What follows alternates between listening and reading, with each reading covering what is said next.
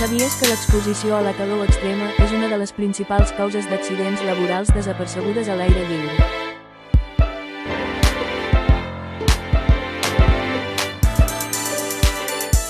Escolta, això que estem fent és tan fàcil. Ja hi ha moltes coses així al mercat. Sí, tens raó, este problema està de nou i està de sobres al mercat. Doncs res, comencem a pensar. Vale.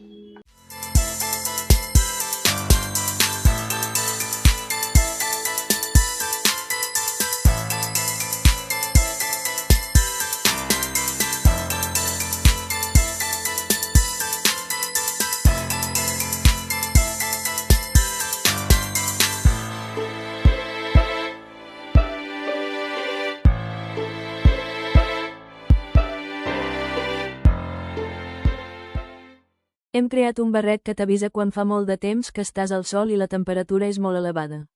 I t'avisa el mòbil.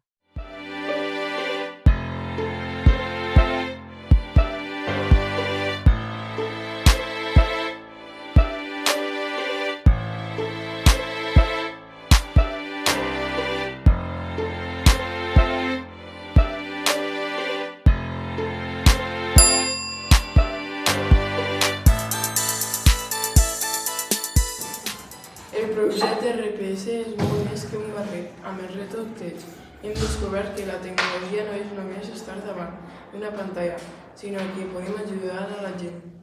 Hem après a programar sensors en un big block, però el repte més gran va ser quan la primera idea va fallar. Vam haver de triar si ens rendíem o tornar a començar de zero. Sí, i vam continuar.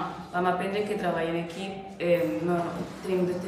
consisteix en escoltar a la gent que ho conforma i que un error no defineix si acabem una idea o no. I ho vam trobar. Ara sabem que si unim la robòtica amb un problema real, com la calor que fa aquí a Roquetes, podem crear projectes que realment siguin útils. Estem molt contents pels nostres esforços. L'RPS es prova que amb ganes i treball en equip, qualsevol idea es pot fer realitat.